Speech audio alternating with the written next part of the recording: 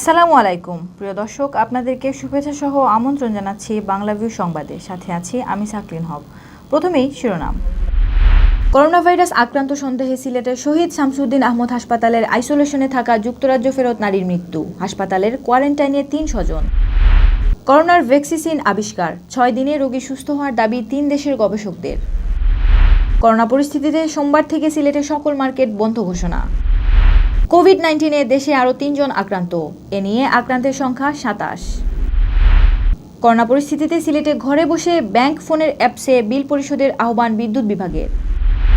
সিলেটের তামাবিল সহ দেশের সকল স্থলবন্দর দিয়ে বিদেশি নাগরিকদের প্রবেশ নিষিদ্ধ। আসন্ন এইচএসসি ও সমমানের পরীক্ষা স্থগিত, এপ্রিল মাসের প্রথম দিকে নতুন তারিখ ঘোষণা। এতক্ষণ শুনছিলেন শিরোনাম, এবার বিস্তারিত। সিলেটে করোনা ভাইরাস আক্রান্ত সন্দেহে শহীদ শামসুদ্দিন আহমদ হাসপাতালে আইসোলেশনে থাকা যুক্তরাজ্য ফেরত নারীর মৃত্যু হয়েছে। রোববার ভোররাতে তিনি মারা যান।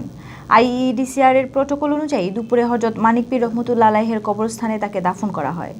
চিকিৎসাধীন ওই নারী করোনা ভাইরাস আক্রান্ত ছিলেন কিনা তা নিশ্চিত হতে আলামত আইইডিসিআর-এ পাঠানো হয়েছে। এছাড়া প্রবাস ফেরত ওই নারীর পরিবারের ৩ সদস্যকে হাসপাতালে কোয়ারেন্টাইনে রাখা হয়েছে বলে জানিয়েছেন সিলেট বিভাগীয় স্বাস্থ্য অধিদপ্তরের সহকারী পরিচালক আনিসুর রহমান। শুক্রবার জ্বর, কাশি ও শ্বাসকষ্ট নিয়ে ওই নারী শহীদ শামসুদ্দিন আহমদ হাসপাতালের আইসোলেশনে ভর্তি হন। রোববার তার রক্তের নমুনা সংগ্রহের কথা ছিল আইইডিসিআর-এর, কিন্তু ভোররাত ৩:৩০টার দিকে তিনি চিকিৎসাধীন অবস্থায় মারা যান। তবে তিনি কোভিড-19-এ আক্রান্ত ছিলেন কিনা তা নিশ্চিত হওয়ার জন্য মৃত নারীর লালাসহ বিভিন্ন আলামত সংগ্রহ করেছে আইইডিসিআর-এর একটি দল। আগামী ৪৮ ঘন্টার মধ্যে রিপোর্ট আসলে প্রবাস ফেরত ওই নারীর মৃত্যুর কারণ জানা যাবে বলে জানিয়েছেন স্বাস্থ্য অধিদপ্তরের সহকারী পরিচালক আনিসুর রহমান। এদিকে রোববার বেলা ১:৩০টার দিকে আইইডিসিআর-এর প্রটোকল অনুযায়ী হাসপাতাল থেকে বিশেষ ব্যবস্থায় মরদেহ নিয়ে যাওয়া হয় হযরত মানিক পীর রহমতুল্লাহ আলাইহের কবরস্থানে। সেখানে তার জানাজা অনুষ্ঠিত হয়। পরে ওই কবরস্থানে তাকে দাফনও করা হয়। যুক্তরাজ্য থেকে ওই নারী গত ৪ মার্চ দেশে ফেরেন। এরপর তিনি সুনামগঞ্জের জগন্নাথপুর ও সিলেট নগরীর শামীমাবাদ আবাসিক এলাকায় অবস্থান করেন। তাই কোভিড-19-এ তার মৃত্যু হয়ে থাকলে এর মধ্যে তার সংস্পর্শে আসা লোকজনও এ রোগে সংক্রমিত হওয়ার আশঙ্কা করছেন চিকিৎসকরা। প্রবাস ফেরত ওই নারীর পরিবারের ৩ সদস্যকে হাসপাতালে কোয়ারেন্টাইনে রাখা হয়েছে। তার সংস্পর্শে এসেছেন এমন লোকজনের তথ্য পেলে তাদেরকেও হাসপাতালে নিয়ে আসা হবে বলে জানিয়েছেন স্বাস্থ্য অধিদপ্তরের কর্মকর্তারা। এদিকে রোববার সিলেটের শহীদ শামসুদ্দিন আহমদ হাসপাতালে নতুন করে আরেকজন ভর্তি হয়েছেন। এ নিয়ে আইসোলেশনের চিকিৎসাধীনের সংখ্যা দাঁড়ালো ৪-এ। এর মধ্যে ৩ জন প্রবাস ফেরত ও ১ জন প্রবাস ফেরত পরিবারের সদস্য।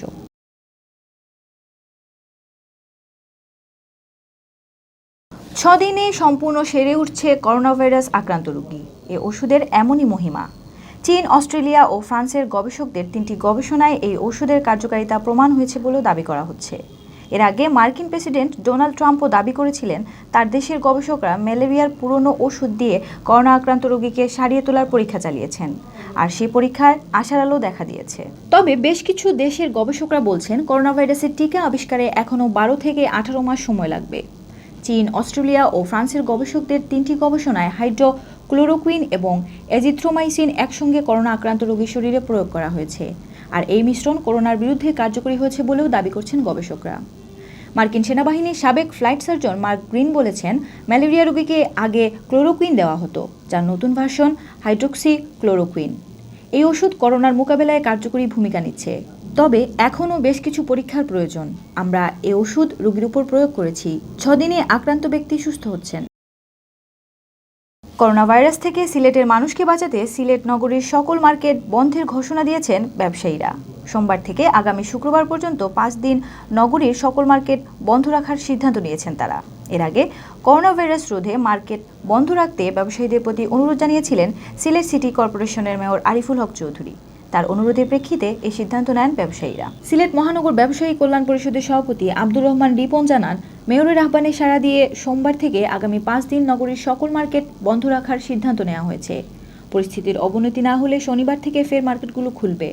তিনি আরও জানান, মেয়রের আহ্বান নিয়ে ইতোমধ্যে নগরীর জিন্দাবাজারের Alhamra shopping city, millennium shopping city, blue water shopping city, বন্দরবাজারের মধুবন মার্কেট ও নয়া সড়কের বিভিন্ন মার্কেটের ব্যবসায়ীদের সাথে কথা হয়েছে। তারা সবাই সোমবার থেকে নিজ নিজ মার্কেট বন্ধ রাখতে সম্মত হয়েছে। বৈশ্বিক মহামারী করোনা ভাইরাসে দেশে নতুন করে আরও ৩ জন আক্রান্ত হয়েছেন। ফলে ভাইরাসটিতে দেশে মোট আক্রান্ত হয়েছেন ২৭ জন। এছাড়া সংক্রমিত রোগীদের মধ্যে সুস্থ হয়ে উঠেছেন আরও ২ জন। এখন পর্যন্ত সুস্থ হয়ে বাড়ি ফিরেছেন মোট 5 জন, আর করোনা আক্রান্ত হয়ে মারা গেছেন 2 জন। রোববার বিকেলে রাজধানীর মহাখালীতে সংবাদ সম্মেলন করে এ তথ্য জানান আইইডিসিআর এর পরিচালক অধ্যাপক ডাক্তার মির্জাদি সেব্রিনা ফ্লোরা। তিনি জানান, দেশে গত 24 ঘন্টায় সন্দেহভাজন হিসেবে আরও 65 জনের নমুনা পরীক্ষা করা হয়েছে। এতে 3 জনের শরীরে করোনা ভাইরাস শনাক্ত হয়েছে। সব মিলিয়ে দেশে করোনায় আক্রান্তের সংখ্যা এখন 27।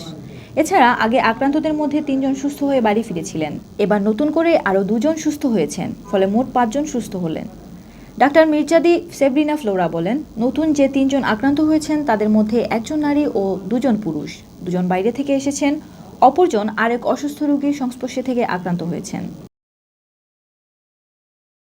বিশ্ব কাঁপানো করোনা ভাইরাস সংক্রমণ রোধে সিলেটে অ্যাপস ও মোবাইল ফোনে বিল পে সার্ভিস অপশনের মাধ্যমে বিল পরিশোধ করতে মাইকিং করেছে বিদ্যুৎ বিভাগ।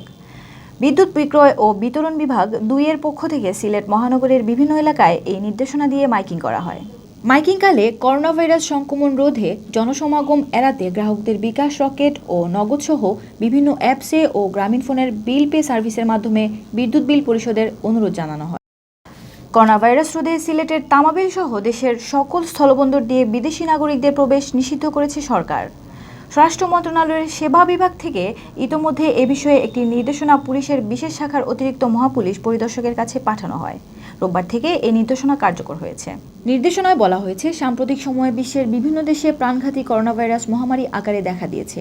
এর প্রেক্ষিতে বাংলাদেশের অভ্যন্তরে করোনা ভাইরাসের অধিকতর সংক্রমণ রোধকল্পে সতর্কতামূলক ব্যবস্থা হিসেবে 22 মার্চ থেকে পরবর্তী নির্দেশনা না দেওয়া পর্যন্ত বাংলাদেশের সকল স্থলবন্দর দিয়ে বিদেশি নাগরিকদের বাংলাদেশে প্রবেশ নিষিদ্ধ করা হলো। স্থলবন্দরগুলো হচ্ছে সিলেট বিভাগের তামাবিল, আখাউড়া ও শেওলা এবং বেনাপোল, ভোমরা, বাংলাবান্ধা, হিলি, বুড়িমারি, রৌমারী, দর্শনা ও নাকুগাঁও। করোনা ভাইরাসের বিস্তার রোধে আসন্ন এইচএসসি ও সমমানের পরীক্ষা স্থগিত করা হয়েছে। আগামী 1 এপ্রিল এ পরীক্ষা শুরু হওয়ার কথা ছিল। রোববার দুপুরে শিক্ষা মন্ত্রণালয়ের তথ্য কর্মকর্তা মোহাম্মদ আবুল খায়ের এ তথ্য নিশ্চিত করেন। তিনি জানান, পরীক্ষা আপাতত স্থগিত করা হলেও আগামী এপ্রিল মাসের প্রথম দিকে এইচএসসি ও সমমান পরীক্ষার পরবর্তী তারিখ জানানো হবে। শিক্ষা বোর্ডের চেয়ারম্যানেরা সভা করে পরীক্ষা পেছানোর প্রস্তাব শিক্ষা মন্ত্রণালয়ে পাঠানোর সিদ্ধান্ত নেন। রোববার মন্ত্রণালয়ের প্রস্তাবটি পাঠানো হলে এইচএসসি ও সমমান পরীক্ষা স্থগিতের সিদ্ধান্ত নেওয়া হয়। ইতোমধ্যে এইচএসসি পরীক্ষার আইন শৃঙ্খলা কমিটির বৈঠক স্থগিত হয়েছে। এইচএসসি পরীক্ষার প্রবেশপত্র চলমান বিতরণ কার্যক্রম স্থগিত করেছে সব শিক্ষা বোর্ড। এতক্ষণ শুনছিলেন বাংলাভিউ সংবাদ। এরপর প্রচারিত হবে সিলেটের আঞ্চলিক ভাষায় সংবাদ। দেখার আমন্ত্রণ রইল। সাথে থাকার জন্য সবাইকে ধন্যবাদ।